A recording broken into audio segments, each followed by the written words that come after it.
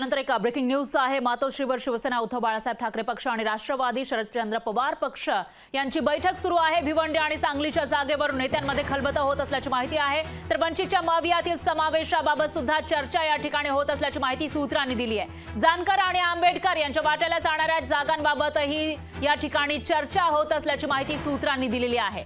तर आताची सगळ्यात मोठी आणि महत्त्वाची अपडेट, मातोश्रीवर खलबतं सुरू आहेत। मवियामधील नेत्यांची या ठिकाणी शरद पवारांचा पक्षाचे नेते सुद्धा उपस्थित आहेत आणि वंचितच्या मवियातील समावेशाबाबत या बैठकीमध्ये चर्चा सुरू असल्याची माहिती सूत्रांनी दिलेली आहे। दरम्यान शिवसेनेचे संभाव्य उमेदवार नेमके कोण आहेत ते आपण ग्राफिक्सच्या माध्यमातून बघूयात, कारण शिवसेना, उद्धव बाळासाहेब ठाकरे पक्षाचे संभाव्य उमेदवार यांच्याविषयी उत्सुकता निर्माण झाली आहे। उत्तर मुंबईमधून विनोद घोसाळकर, ईशान्य मुंबईतून संजय दीना पाटील, दक्षिण मुंबईतून अरविंद सावंत, दक्षिण मध्य मुंबईमधून अनिल देसाई हे शिवसेना, उद्धव बाळासाहेब ठाकरे पक्षाचे संभाव्य उमेदवार आहेत। उद्या यादी जाहीर केली जाणार आहे 15 ते 16 उमेदवारांची आणि त्यामध्ये या उमेदवारांची नावे असण्याची शक्यता आहे। उत्तर पश्चिम मुंबईमधून अमोल कीर्तिकर, छत्रपती संभाजीनगरमधून चंद्रकांत खैरे, बुलढाण्यातून नरेंद्र खेडकर, यवतमाळमधून संजय देशमुख यांची नावे चर्चेत आहेत। त्यामुळे आता हे संभाव्य उमेदवार आपण बघू शकतो आणि उद्या 15 ते 16 उमेदवारांची जी यादी येणार आहे ठाकरेंच्या शिवसेनेची, त्यामध्ये या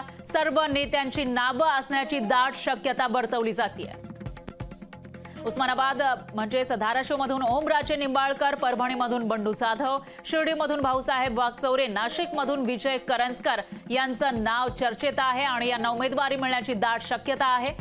तर ठाण्यातून राजन विचारे, रायगडमधून अनंत गीते, हिंगोलीमधून नागेश आष्टीकर हे शिवसेना, उद्धव बाळासाहेब ठाकरे पक्षाचे संभाव्य उमेदवार आहेत।